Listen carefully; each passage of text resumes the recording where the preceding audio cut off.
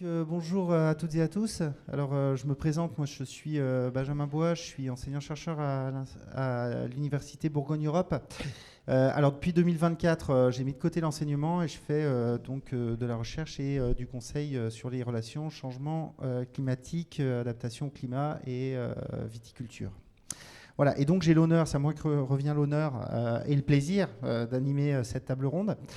Et peut-être qu'en guise d'introduction, hein, pour introduire un peu ce sujet autour des leviers viticoles d'adaptation au changement climatique, je voulais rappeler quelques éléments. Il n'y a pas très longtemps, début 19 mars 2025, l'OMM, l'Organisation mondiale de la météorologie, publie des notes en début d'année sur le millésime, sur le climat de l'année précédente, sur l'année précédente.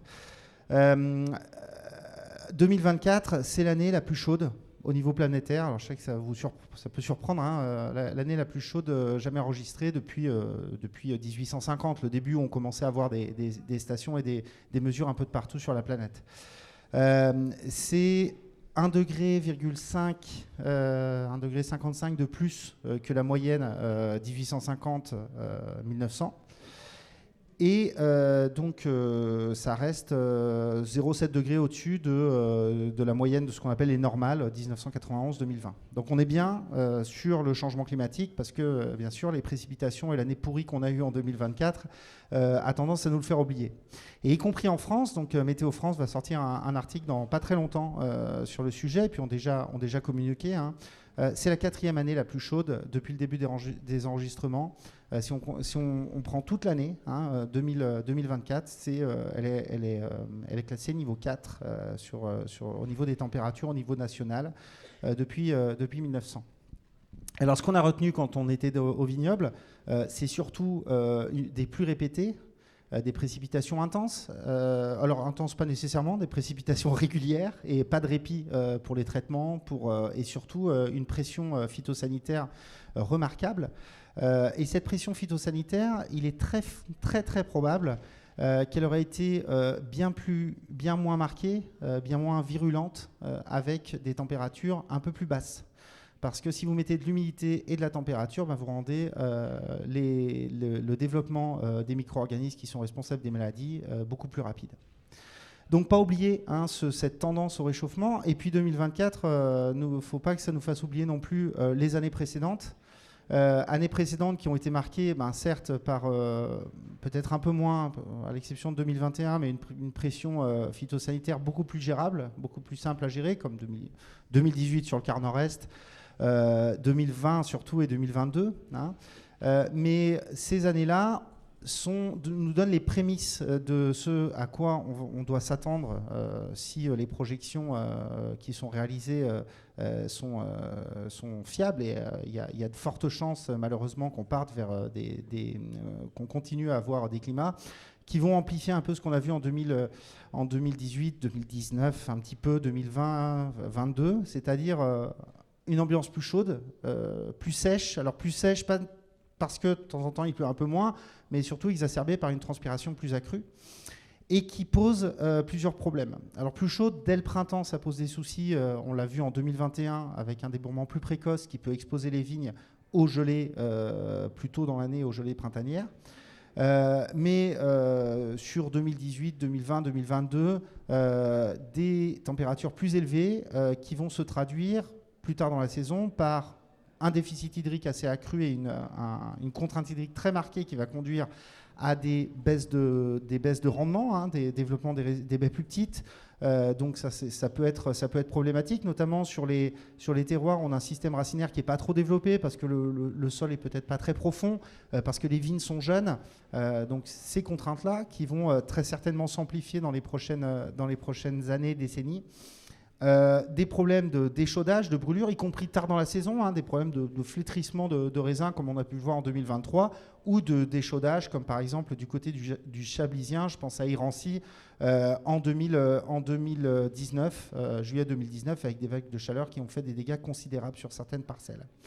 Donc de la sécheresse, qui va exacerber l'impact des vagues de chaleur, et des vagues de chaleur beaucoup plus intenses dans les prochaines années. Donc, pas oublier ces contraintes.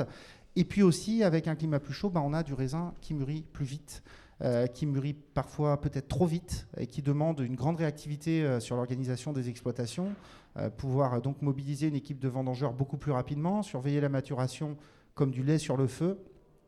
Et tout ça, voilà, c'est ces contraintes qui ont été adressées. Alors en 2000, on a commencé à mûrir en 2020, il y a peut-être quelques prémices d'essai, puis en 2021, voilà, la Chambre d'agriculture avec d'autres partenaires comme Bio Bourgogne sont associés, ont réfléchi à mettre en place un projet avec le soutien technique et financier du BIVB. Donc un projet qui a réuni les chambres d'agriculture de Bourgogne, qui a réuni Bio Bourgogne, je disais, qui a réuni également l'Union des producteurs et élaborateurs de créments de Bourgogne, le domaine Latour et puis l'Université Bourgogne-Europe, j'ai oublié le Vinipôle Sud-Bourgogne. Voilà, je crois que j'ai oublié personne. C'est bon, hein, je regarde un peu mes collègues. Voilà. Et ce projet, il s'appelle Stratagem. Alors vous avez peut-être entendu parler de ce projet. Voilà, vous avez des vidéos derrière qui le présentent. Donc c'est un projet qui s'est étendu sur 3 ans et demi, à peu près, avec donc des mesures qui ont été assez généralisées sur une trentaine de parcelles en 2022, 2023, 2024. Et puis, un petit peu avant, il y avait quelques travaux qui avaient déjà été initiés. Par exemple, à l'Université de Bourgogne, on a fait des mesures sur la période 2020-2023, donc un petit peu décalée. Voilà, donc on va parler de tout ça alors avec différentes intervenantes que je vais laisser se présenter. Nous dire voilà, ce que vous faites. Quoi. Super, merci beaucoup. Bonjour à tous. Donc, je suis Marie Spatebrotte, je suis chargée de mission changement climatique et conseillère viticole à la Chambre de Saône-et-Loire et au Vinipôle Sud-Bourgogne du coup. Et je vais vous refaire un petit historique du projet. Donc effectivement, il y a quelques années, il y a eu une grosse volonté du BIVB de co-construire un projet autour de l'enjeu changement climatique. Tant avec des partenaires techniques, donc nous, organismes techniques, qu'avec les viticulteurs avec lesquels on travaille régulièrement. Donc il y a eu différentes sessions de travail là-dessus, déjà pour apprendre avec les partenaires à co-construire un projet et pour vraiment établir une problématique autour de ce changement climatique. Donc conservation des typicités des vins actuels, essayer de réduire un petit peu les degrés tels qu'on les obtient aujourd'hui en conservant les acidités, et également essayer de limiter la contrainte hydrique et la contrainte thermique en conservant nos rendements. Suite à ces sessions de travail, nous, on a présenté en fait cette problématique à nos différents groupes de viticulteurs. Donc là, je vais plutôt parler pour la Saône-et-Loire. Nous, on a un groupe de vitis sur le secteur de Fuissé, donc Mâconnais Sud, dans lequel il y avait déjà des essais sur le changement climatique puisqu'ils travaillaient sur l'aléa gel. Et donc, ils étaient déjà assez sensibilisés à cette problématique. Et on avait également un groupe plutôt coopérateur sur le secteur plutôt Mâconnais Nord, Chalonnais, l'Uni-Buxy, qui était plus sur de la problématique phyto, biodiversité, mais qui du coup était aussi ouvert à d'autres essais avec cet enjeu-là. Et donc du coup, en fait, on voulait vraiment que ces essais soient participatifs et donc que les solutions émergent d'eux et qu'ils puissent les mettre en place sur leur domaine en fonction de leur sensibilité aux différentes solutions. Donc il y a 3 grosses thématiques qui sont ressorties de ces différentes sessions d'échange. Les leviers plutôt tournés sur de la modulation de canopée, les leviers sol et les leviers intrants. Donc, moi, je vais vous présenter un petit peu ce qui s'est fait sur la canopée dans Stratagem et Agnès vous parlera ensuite du levier sol. Donc au niveau de la canopée, on a pris 2 types d'objectifs différents. Plutôt de l'augmentation de la surface foliaire ou de la réduction. Pourquoi de l'augmentation ? On a tenté de jouer sur la contrainte thermique avec le fait de regarder s'il y avait possiblement de l'ombre portée créée par une augmentation de cette surface foliaire, donc avec de l'augmentation des hauteurs de rognage jusqu'à 160 cm, des pergolas et également du tressage en prenant évidemment en compte un petit peu les tendances actuelles aussi qui se réalisent au vignoble.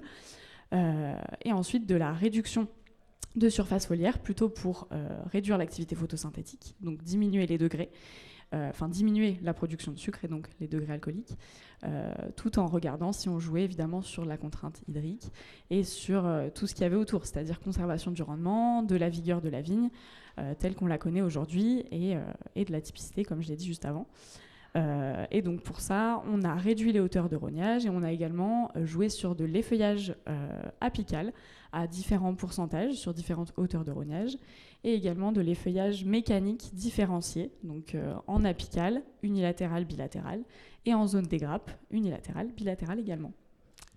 D'accord, merci. Bon, ça fait pas mal d'essais. Donc vous l'avez compris, hein, tu le disais, il y a c'est un projet qui avait la particularité d'être en co-construction avec les exploitantes et les exploitants. C'est pas les chambres, les institutions qui sont arrivées qui ont dit on va faire ça et c'est ça qu'il faut faire chez vous. Non, c'est une discussion. Quels sont parmi les différents leviers qui sont possibles qu'on a identifiés, ce qui pourrait être appliqué chez vous? Agnès, est-ce que tu peux nous en dire un petit peu plus sur vos travaux que vous avez pu mener? Oui, je peux en dire plus, notamment par rapport au levier sol. Donc, Marie a un peu expliqué ce qu'on a fait au niveau de la canopée. Au niveau du sol, l'objectif, c'était de tester différents itinéraires techniques d'entretien des sols pour voir la résilience des sols, notamment en termes d'humidité. Donc, on a travaillé plusieurs itinéraires techniques, notamment le paillage. Alors, différents types de paillage. Il y a eu le géochanvre, il y a eu le Torénap, il y a eu des plaquettes, il y a eu du BRF, il y a eu pas mal de choses. On a travaillé aussi l'enherbement naturel maîtrisé. Et l'idée aussi sur certaines modalités, c'était de déclencher le travail du sol à différentes périodes pour voir notamment s'il y avait un impact par rapport à la précocité du débourrement dans certaines parcelles. Voilà. Du coup, ça fait pas mal d'essais. Donc, vous avez parfois comparé différentes modalités sur la même parcelle, ou alors comment vous êtes organisé un petit peu avec les exploitants? Alors oui, tout à fait. Au sein d'une plateforme expérimentale, on avait plusieurs modalités qui étaient répétées sur la parcelle. L'idée, c'était de travailler à chaque fois dans un seul et même contexte pédoclimatique pour pouvoir comparer bien les choses. Bon, très bien. Est-ce que on va inviter aussi Thomas pour nous parler un petit peu des résultats? Je sais pas, vous vouliez ajouter quelque chose en particulier? Non, c'est bon.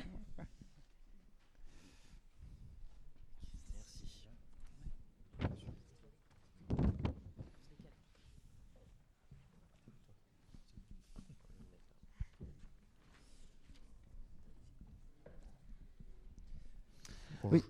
Alors, oui, juste nous dire deux mots un petit peu, Thomas et Thomas. Alors, je ne sais pas qui veut commencer pour nous parler un peu de vos retours sur expérience, du coup, après qu'Agnès et Marie aient présenté sur ces 3 années. Donc, je vais commencer. Thomas Pays, chambre de Côte d'Or, conseiller viticole.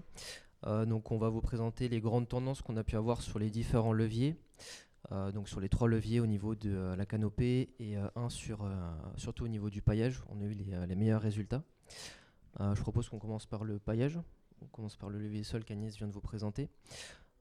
Sur l'ensemble des paillages, on a pu voir un super effet tampon au niveau de l'humidité pour garder l'humidité déjà présente dans le sol. Donc ça, on a beaucoup moins de variations aussi qui permettaient de limiter l'évapotranspiration. Aussi au niveau thermique, on a un super isolant thermique, beaucoup moins de variations, donc pareil, qui permet de limiter l'évapotranspiration. Seul bémol, c'est en zone des grappes. Si jamais le paillage est clair, on a vu l'effet inverse. On va augmenter la température à cause de l'effet albédo, tout simplement. Ça va faire miroir avec les rayonnements solaires. Après, on a vu un effet d'habituation des grappes depuis le début de la saison. En fait, vu qu'elles sont habituées, il n'y a pas forcément d'augmentation de l'échaudage. Donc ça, c'était un bon point. Après, aussi au niveau de l'azote assimilable, on a vu une légère baisse dans la quasi-totalité des paillages, donc tout simplement dû au paillage qui est dégradé par les micro-organismes du sol. Dans la plupart du temps, il n'y avait pas de carence après dans les mous, donc ça c'était une bonne chose également. Mais attention du coup à la fertilisation, bien voir pour ne pas retrouver ces phénomènes de carence dans les mous derrière.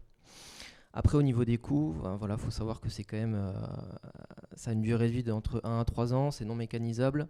C'est un coût qui varie énormément si c'est un paillage annuel ou pluriannuel. Ça peut aller du tout au double, donc à raisonner au millésime. En tout cas, donc beaucoup d'avantages au paillage, mais voilà, à raisonner au millésime. Voilà. Je ne sais pas si tu veux rajouter quelque chose par rapport à ça, Thomas. Peut-être moi j'ai une question. C'est en termes de... Parce que le paillage, donc, vous avez testé plein de solutions. Il y a des solutions qui vous paraissent plus pratiques à mettre en œuvre que d'autres. C'est plus coûteuse, moins coûteuse. Est-ce qu'on peut avoir un peu... Vous avez des retours là-dessus ou pas nécessairement? Pas spécialement. Le fait que ce soit déjà apposé à la main, c'est déjà une assez grosse contrainte, que ce soit pas mécanisable. Après, on privilégie, parce qu'il y a que ce soit l'interrang ou le rang complet qui ont été essayés, ou alors que le rang. Et c'est vrai qu'il faut plutôt privilégier sous le rang, là où il y a la plus forte contrainte. Mais mis à part ça, si tu as quelque chose à rajouter, Thomas, mais il n'y a rien de... Non, tu l'as dit, après il y a quand même effectivement des choses qui sont un peu plus simples que d'autres. Mettre de la plaquette, ce sera mécanisable. On peut essayer d'essayer de mécaniser un peu la pratique. Je pense que Agnès pourrait en témoigner un peu plus, parce que c'est elle qui a mis en place les essais là-dessus, et puis Marie aussi. Mais c'est un peu plus simple de mise en place que un géotextile où vous avez les images derrière, là, où là ça prend quand même un peu plus de temps pour une durée de vie qui est pas forcément... Alors ça sera beaucoup plus cher effectivement, mais le gain de temps, ça sera plus cher le géotextile, pardon, et en plus de ça c'est plus long à installer pour une durée de vie, et nous on l'a testé, qui n'est pas forcément hyper satisfaisante quand on voit l'investissement. Donc il y a effectivement peut-être des paillages qui sont peut-être plus à privilégier que d'autres par rapport à ça. Ok, merci. Alors, il y a d'autres leviers. Donc ça, c'était au niveau du sol, donc assez satisfait pour conserver l'humidité dans le sol, pour essayer de préserver un peu ça. J'imagine aussi peut-être un peu moins d'intervention sur l'entretien, le désherbage. Oui, puisque le temps, les à partir du moment se où... développent plus lentement. Alors, c'est sûr que quand on a un géotextile, quand il est bien posé, qu'on n'a pas de trou, il n'y a rien qui pousse. Donc forcément, la maîtrise, on va revenir sur l'investissement grâce à ça, c'est-à-dire que le coût de mise en place et puis d'achat, il va aussi nous permettre d'éviter de passer, que ce soit par du chimique ou que ce soit par du mécanique. Et donc, c'est des coûts d'intervention en moins. Forcément dans notre itinéraire technique, donc on s'y retrouve aussi par rapport à ça. Okay. Voilà. Et alors d'autres, donc ça c'est au niveau du sol, au niveau de la canopée, qu'est-ce que vous pouvez nous dire par rapport à ça? Quels sont vos retours, tout ce qui a été gestion? Alors sur la canopée, donc il y a plusieurs choses qui ont été testées. Marie l'a rappelé, il y avait une volonté au niveau des viticulteurs de tester des choses, notamment sur le tressage, ou en tout cas augmenter la hauteur de végétation, ce qui on voit dans les vignes de plus en plus se fait. Nous on voulait voir un petit peu l'impact que ça pouvait causer, et au final on a vu que par rapport à un témoin, on va dire un rognage à peu près classique, 130 cm, on a des contraintes hydriques plus fortes à partir du moment où on va augmenter notre hauteur de rognage, que ce soit du tressage à 1,70 m, que ce soit du rognage à 1,60 m, peu importe, à partir du moment où on augmente notre hauteur de végétation, on augmente la contrainte hydrique. Autre chose aussi, on augmente la quantité de sucre produit, chose qu'on ne cherche pas du tout à faire dans le projet. Et donc, en ça ne répond absolument pas aux attentes du projet. Par contre, ce qu'on a vu, c'est qu'à l'inverse, diminuer la hauteur de rognage, on est descendu jusqu'à 1,10 m, on voit vraiment une baisse de la production de sucre et une baisse de la contrainte hydrique. Donc, on répond aux exigences du projet. Et en ça, c'est des techniques qui peuvent être adaptables plus ou moins facilement en fonction des exploitations, mais un rognage entre guillemets classique 130, en tout cas sur des années chaudes, sera plus approprié qu'un rognage haut dans des contextes climatiques un peu plus contraints hydriquement et thermiquement. Ok, et donc plutôt intéressant, donc pour économiser de l'eau et faire baisser, pour éviter des grosses contraintes hydriques et faire baisser un peu la teneur en sucre. Donc là, on a coché un peu les cases du Exactement, projet. Okay. Ok. Donc rognage et feuillage aussi, vous avez fait un peu des feuillages apicales? Alors il y a eu de l'effeuillage apical, donc pour expliquer, tu peux peut-être rappeler ce que c'est que l'effeuillage apical, c'est que vous allez supprimer les feuilles qui se situent sur le haut de la végétation, donc depuis l'apex. Donc on peut, juste la photo qui était juste avant, mais donc vous prenez au lieu d'un effeuillage classique zone des grappes, on va partir du haut de la végétation et on va supprimer une certaine quantité de feuilles. Et ça, en fait, on va naviguer entre 30 et 60% de la hauteur totale de végétation. Le but, c'est de voir si, en supprimant les jeunes feuilles, celles qui sont les plus consommatrices d'eau et qui aussi font énormément de production de sucre, on arrive à jouer sur la production de sucre et sur la contrainte hydrique. Et ça, on a très bien montré qu'on a des très bons résultats en diminution de la contrainte hydrique et de la production de sucre Par contre, le revers de la médaille de cette technique-là, c'est qu'on joue sur la pérennité des parcelles. C'est-à-dire que si on le fait tous les ans, supprimer une certaine hauteur de végétation qui est très productive de photosynthèse, fait qu'à un moment donné, la mise en réserve va diminuer. Et donc, on va petit à petit affaiblir les ceps d'année en année quand on répétera cette technique.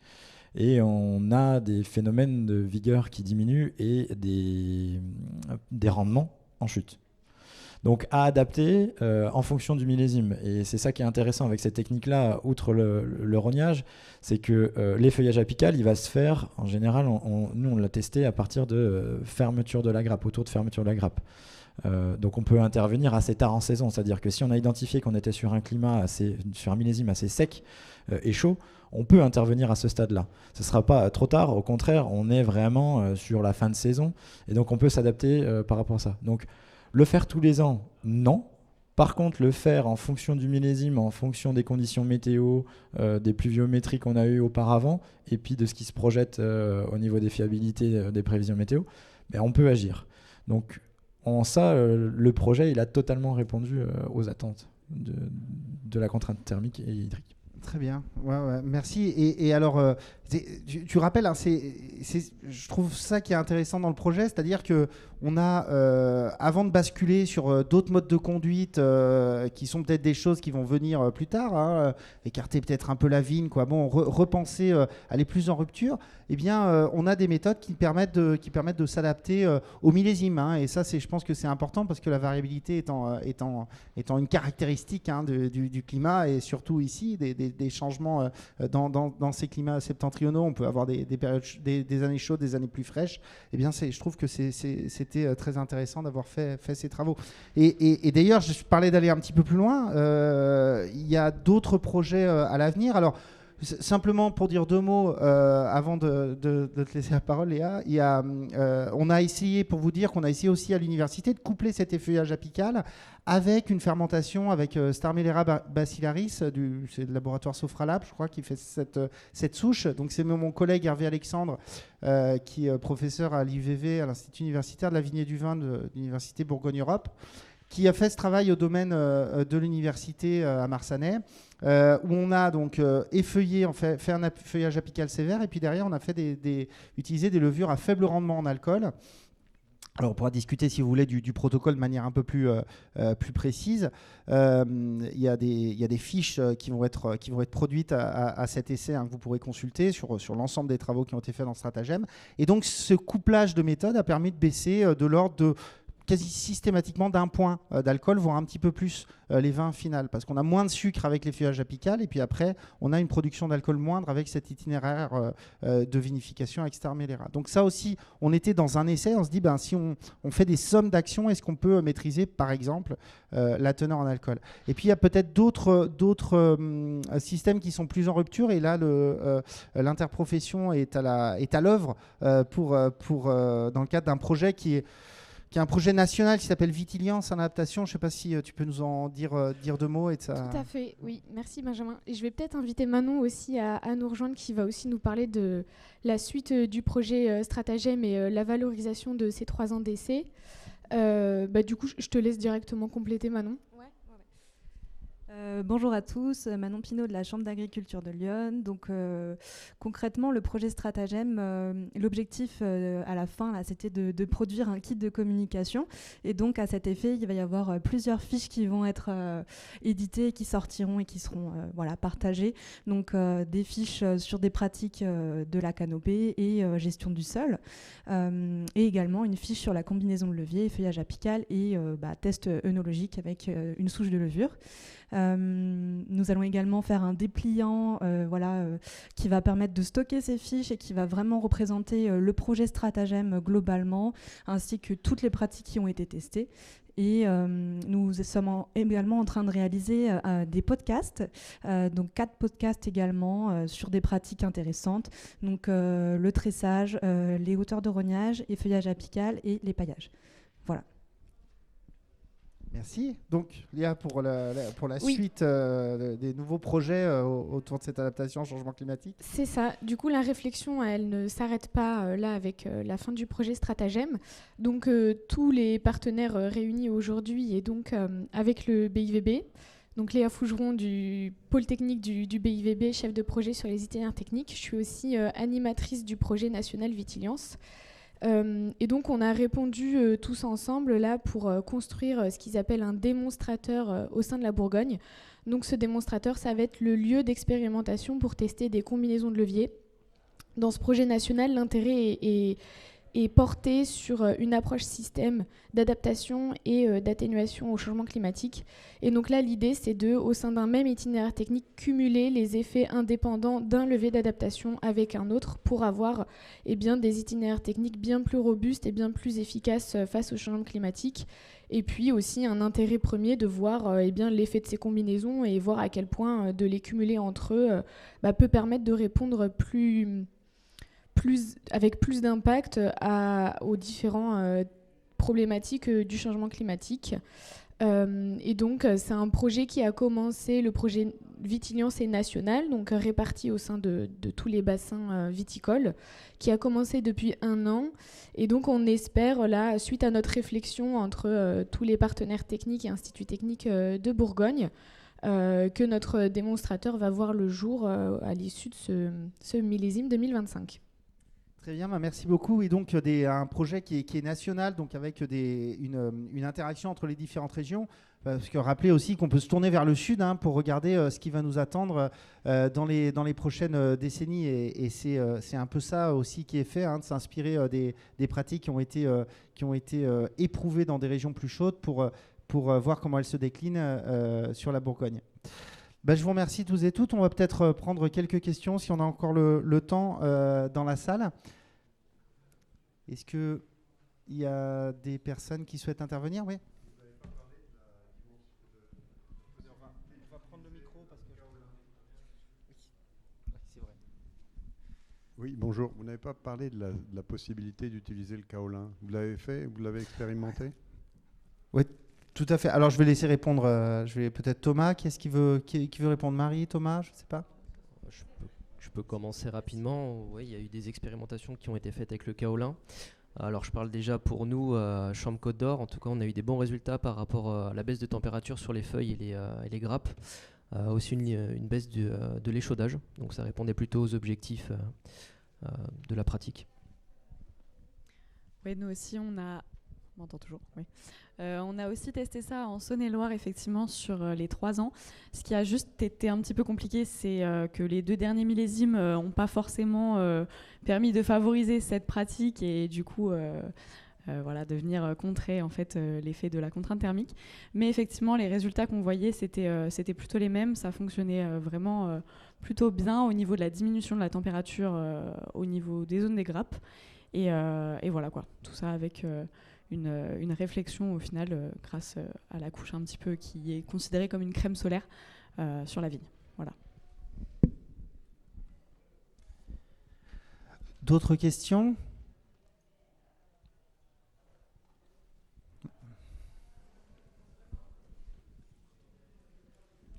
Oui, je voulais savoir, pour revenir au pergola, est-ce qu'il y a un changement de la date du débourrement ou pas du tout?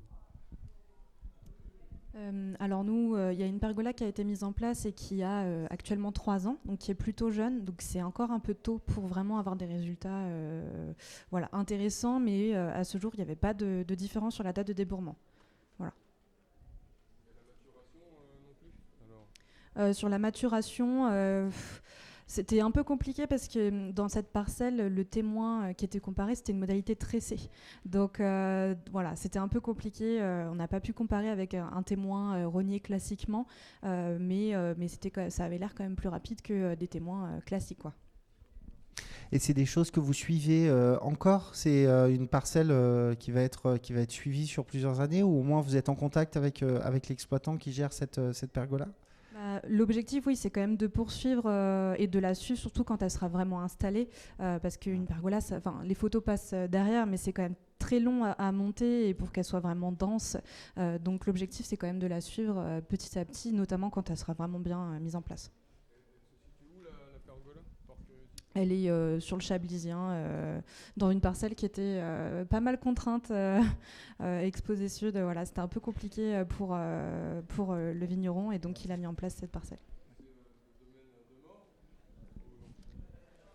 Est-ce que c'est le domaine de Mort Oui, à Courgy? oui. Oui, merci. D'autres questions? Bonjour, vous avez juste parlé de fiches techniques et de podcasts. Ce sera sur quel sera l'accès pour avoir accès à ces infos? Les fiches techniques seront sur le site du BIVB et le podcast également. Et sur des plateformes, j'imagine, téléchargeables sur des plateformes classiques de podcast, hein, oui, on est en train de voir vraiment où il sera hébergé, mais il sera disponible assez facilement. Voilà.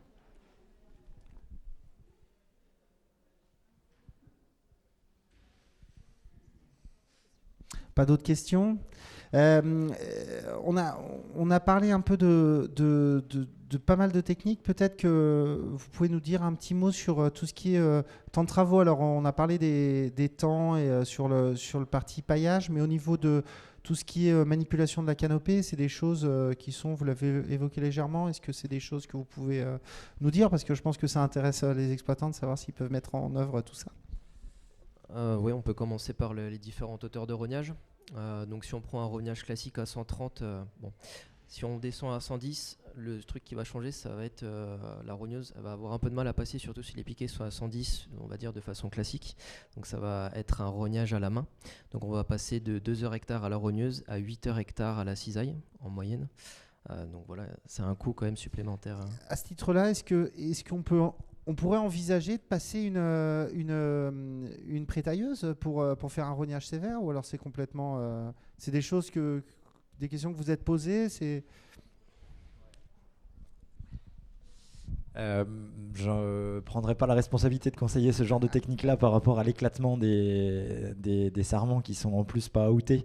Donc on va faire du hachage plus qu'autre chose, et on va faire un gros dessèchement des bois, et je pense que ça serait même complètement contraire à ce qu'on recherche à faire.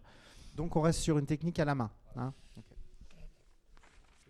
Et donc ça prend du temps. Ça prend un peu plus de temps. Et puis après, si on fait l'inverse, on passe de 130 à 160. Là, pour le coup, on va passer sur un autre type de palissage, un palissage qui est plus haut, donc avec une adaptation à avoir, donc une rehausse, l'ajout d'un double fil, plus de relevage, et puis également un rognage qui se fait à la main, parce que pareil, la rogneuse passe pas. Donc tout ça, c'est à prendre en compte, donc un coût qui augmente également. Au niveau de l'effeuillage apical, donc si je fais un petit comparatif avec un effeuillage classique en zone des grappes, on est à 50 heures hectare. L'effeuillage apical, lui, il prend 80 heures hectare, donc légèrement plus, sachant qu'on peut avoir besoin d'un deuxième passage suivant les années et la pousse derrière, des entrecœurs. Très bien, puis, merci. Je vais pas parler du tressage aussi, mais bon. Ouais, le tressage, ouais. C'est vrai qu'au final, si je recompare à un système classique à 130, pareil, on va souvent avoir besoin d'une rehausse, surtout si on fait du tressage en arcure, donc double fil, relevage supplémentaire. Et au niveau du temps de tressage, on est plus sur... si on fait autour du fil, donc on n'a pas forcément besoin de rehausse, mais on est sur du 40 heures hectare pour tresser. Et si on fait du tressage en arcure, on est plus sur du 50 à 100 heures suivant le travail qu'on réalise. Ok, très bien. Pas d'autres questions? Non, écoutez, si on n'a pas d'autres questions, on va clôturer. Alors, je voulais remercier tous les intervenants pour cette table ronde. Merci beaucoup à Manon qui a un peu qui a beaucoup préparé tout ce travail de communication. Tu l'as dit, hein, et cette table ronde. Et puis merci aussi à toute l'équipe technique pour avoir permis de tenir cet événement. Je vous souhaite une bonne journée, un très bon salon qui débute. Au revoir.